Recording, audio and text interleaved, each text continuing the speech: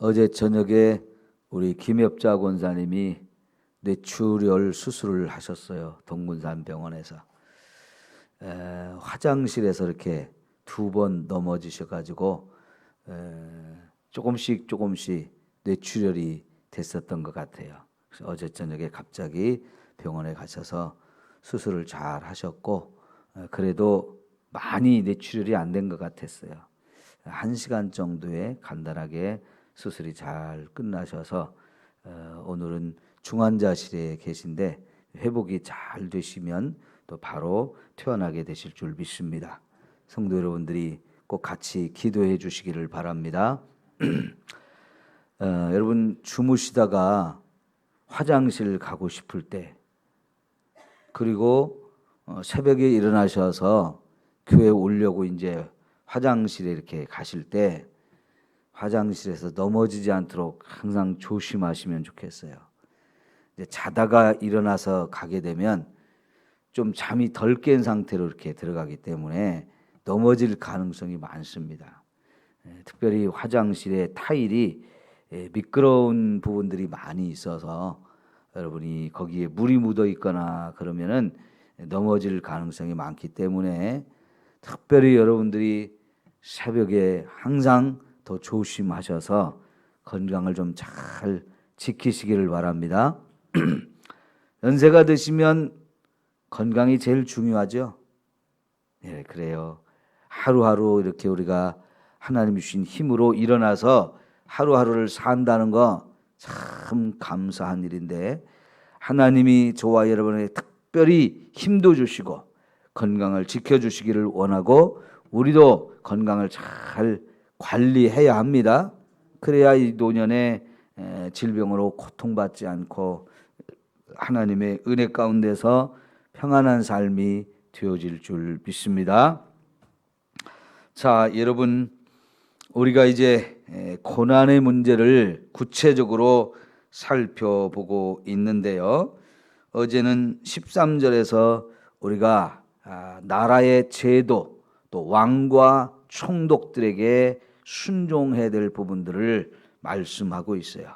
이런 이야기를 하는 것은 나라의 제도가 잘못되고 혹은 왕이나 총독이 악한 사람이 되어서 저와 여러분을 핍박하는 상황, 그걸 가정하고 또 그런 것이 현재로 이루어지고 있을 때 그래도 여전히 저와 여러분이 순종해야 될 것을 말씀하셨죠.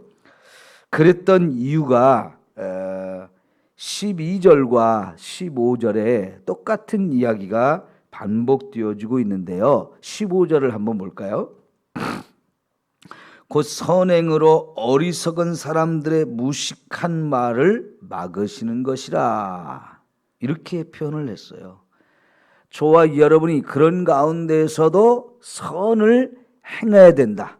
육체의 정욕을 자꾸 제어하고 선을 행해야 된다는 것을 강조했는데, 여러분, 우리가 그 정말 힘든 상황에서도 선을 행할 때 사실은 우리를 핍박하고 고통스럽게 하던 이 사람들의 모든 행위와 그 입을 다 막는 방법이 되어진다는 거죠. 다시 말하면 우리의 선행이 그것을 이기게 만든다는 겁니다.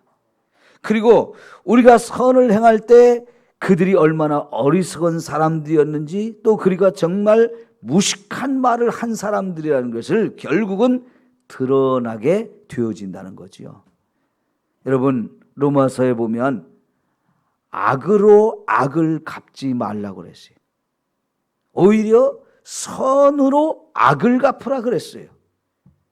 보통의 경우에 사람들은 저 사람이 나에게 악한 짓을 하면 나도 그것을 같이 맞서서 악한 일을 하기가 쉬운데, 하나님은 그럴 때도 저와 여러분이 악으로 악을 갚지 말고 선으로 악을 갚으라 그랬어요. 그러면 그 선이 바로 악을 이기는 최후의 방법, 최고의 방법이 되어진다라고 저와 여러분에게 가르쳐 주죠. 자, 그래서 우리가 할 선행이 뭡니까? 17절을 볼까요? 무사람을 공경하며 형제를 사랑하며 하나님을 두려워하며 왕을 존대하라. 여러분, 우리가 우리 주위에 있는 사람들, 나와 관계된 사람들, 직접적으로 관계됐든 좀 멀리 관계가 돼 있든 우리가 만나는 사람들을 다 이렇게 선을 행해야 되는데 공경하고 사랑하며 존대하라는 거지요. 그 사람이 비록 나에게 악을 행하는 사람이라 할지라도, 그것 때문에 내가 고통을 받고 힘들고 핍박을 받는 이런 고난이 온다 할지라도 저와 여러분이 그들에 대해서 악으로 같이 대하는 것이 아니라 우리는 그런 가운데서도 그들을 존경하고 사랑하고 높여주는 이런 삶을 살 때 그들을 부끄럽게 만들고 그들의 어리석음과 잘못이 다 드러나게 되고 오히려 저와 여러분을 통해서 하나님이 영광을 받으시는 일이 이루어진다라고 말씀하고 있죠. 자, 여러분, 오늘은 구체적으로 이제 18절에 보면 사환들이 자기 주인들에게 순종할 것을 가르쳐 주고 있어요. 이건 이제 이 사환이라는 말이 종이기도 하고 직장 생활을 하고 있는 가운데에서 하급자의 모습일 수도 있어요. 그러니까 예전에는 이런 노예 제도가 많았기 때문에, 그리고 이 편지가 쓰여질 당시에 많은 노예들을 중심으로 예수님의 복음이 증거되어지고 많은 노예들이 예수님을 믿게 되면서 이들이 변화되고 이들이 달라짐으로 인해서 주인을 섬기는 게 달라진 거죠. 오늘날로 이걸 우리가 적용을 한다고 하면 직장 생활을 할 때 자기 윗사람들에게 어떻게 해야 될 것인가 하는 것을 우리가 생각하게 되는데, 여러분, 오늘날 직장 생활하는 사람들이 이 상급자에게 하는 것 대부분은 어떤 걸 가르칩니까? 처세술을 가르쳐요. 처세술이 뭘까요? 그 직장에서 성공하기를 위한 것을 가르치거든요. 근데 여러분, 하나님의 말씀은 그런 처세가 아니고 내가 어디에 있든지 무엇을 하든지 하나님의 자녀로서 하나님의 영광을 드러내는 이런 방법을 우리에게 가르쳐 준단 말이죠. 그 방법이 바로 순종을 하라는 거였어요. 순종을 하라는 거. 자, 여기서 순종을 하되 어떤 사람한테 순종을 하라고 합니까? 선하고 관용하는 자들에게만 그렇게 순종할 것이 아니고 까다로운 자들에게도 순종하라 그랬습니다. 안타깝게도 나라에 폭군이 있고 독재자가 있고 악한 그런 지도자가 있다 하듯이 직장에도 가면 정말 이상한 사람들이 많아요. 아주 까다로운 사람들이 많아요. 그럼에도 불구하고 어떻게 하라고요?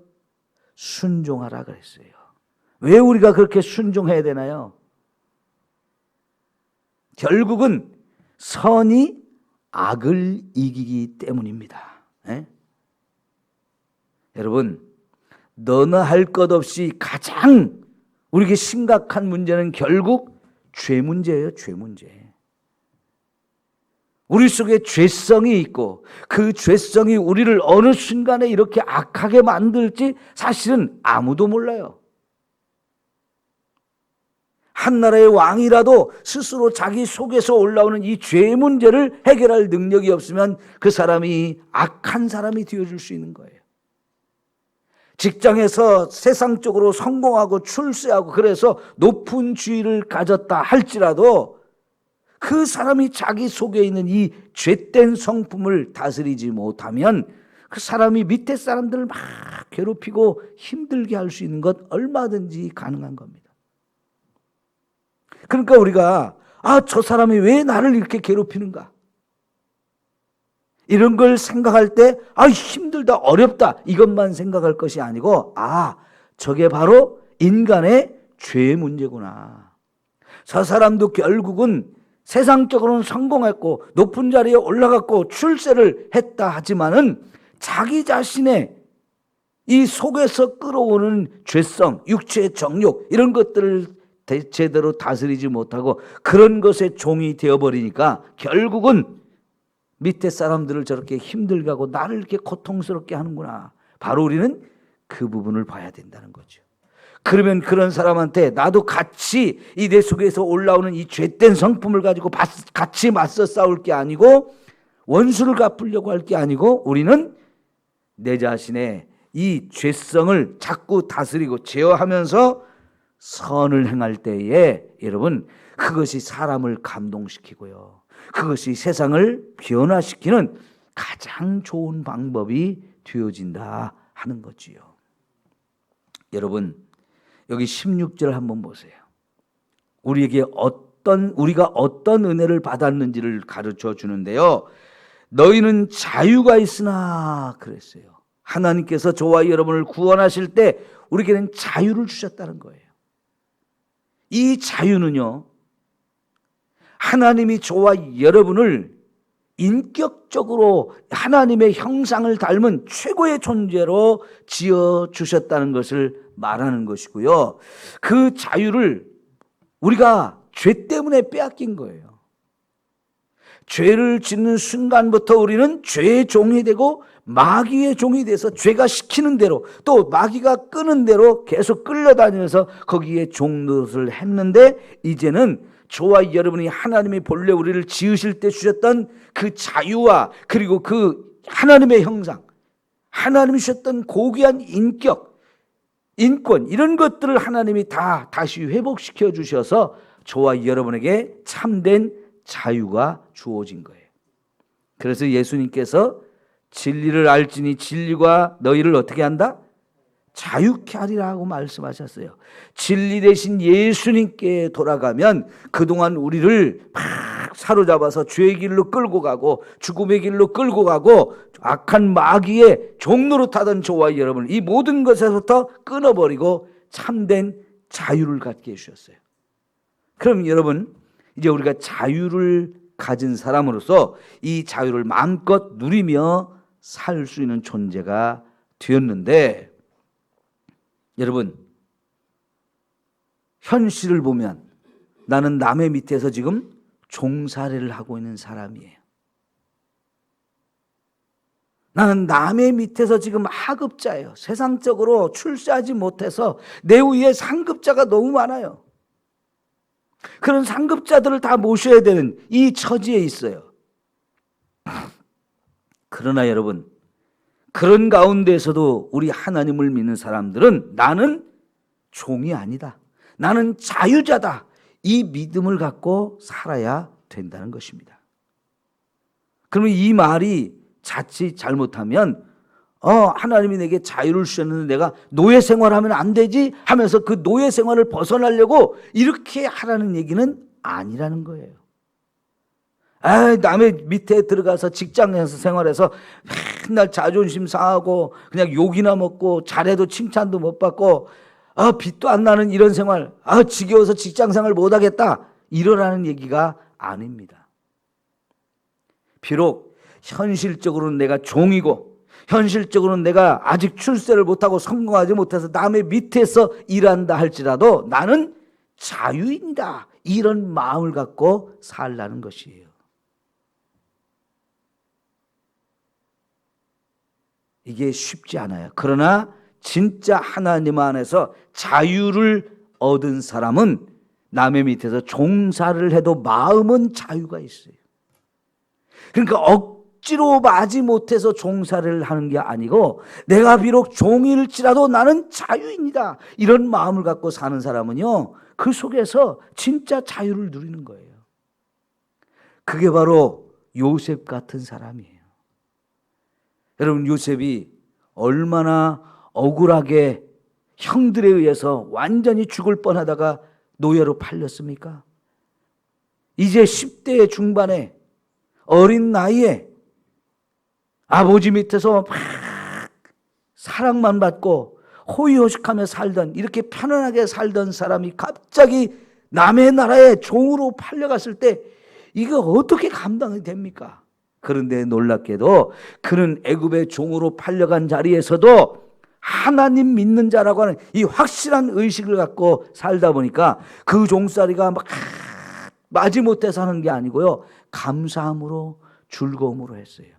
그러다 보니까 어느새 주인의 인정을 받고 저놈은 참 특이하다, 다른 종과 다르다, 너무나 성실하게 맡겨준 일을 책임감을 가지고 잘 하는 걸 보니까 자기의 살림살이 다 맡겨주잖아요. 아직도 20대 젊은 나이인데도 불구하고 온 가정의 살림살이를 다 맡아하고 다른 종들을 다 관리할 수 있는 사람이 되었어요. 그런데 또 그 주인의, 그 집의 여주인의 이 음욕된 모습 때문에 엄청난 유혹을 받았지만 그걸 거절하다가 결국은 또 감옥에 갇히는 신세가 되었죠. 그런데 감옥에 갇혀서 얼마나 억울합니까? 얼마나 희망이 없습니까? 그런데 그 감옥 생활도요, 얼마나 성실하게 했는지 그 감옥에 관리하는 사람이 눈에 딱 띄면서 감옥의 모든 걸 또 맡아서 할 수 있는 그런 책임을 주는 거예요.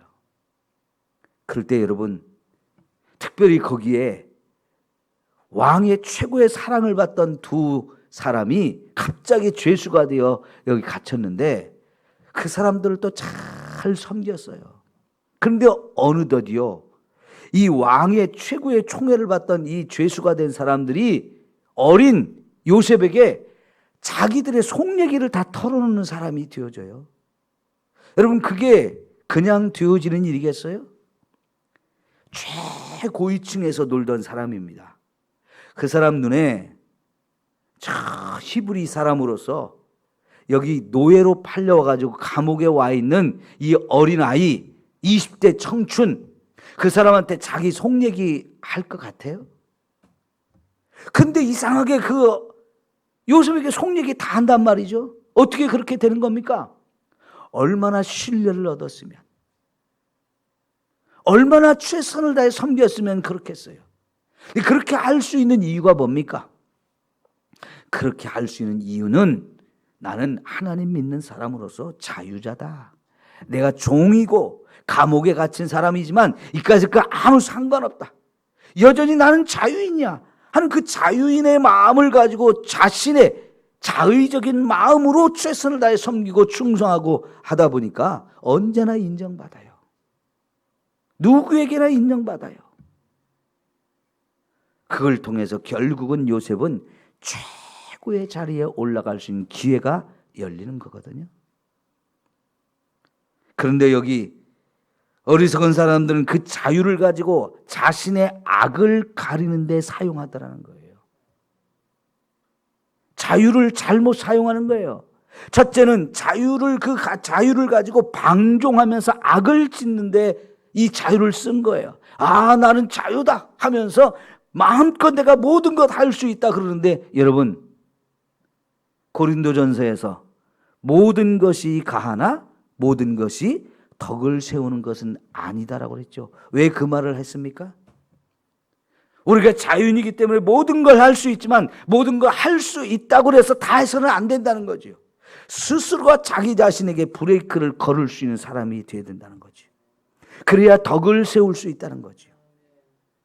덕을 세우기 위해서는 자신의 자유를 제한할 줄 알아야 된다는 거예요. 그런데 나는 자유인이니까 내가 뭐든지 할 수 있어 하면서 죄 짓는 것까지 마음껏 하면 안 된다는 거지요.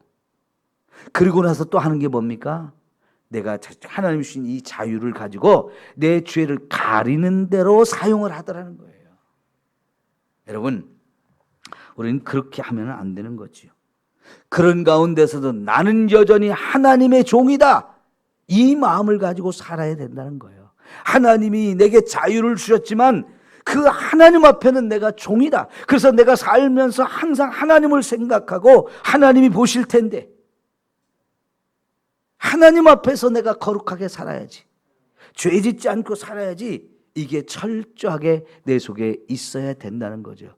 그러면 여러분, 까다로운 주인을 만나고 까다로운 상전을 만났을지라도 결국은 그것 때문에 내가 힘들고 어렵지만 참으면서 인내하면서 오히려 나는 그 가운데서도 하나님의 말씀을 따라서 선을 내보일 수 있는 사람들이 되어져야 된다는 거죠. 왜요?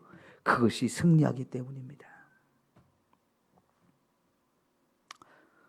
여러분, 제가 부교육자 생활을 15년을 했기 때문에 저도 까다로운 목사님들도 많이 모셔봤어요. 참 그거 힘듭니다. 제가 군 생활을 할 때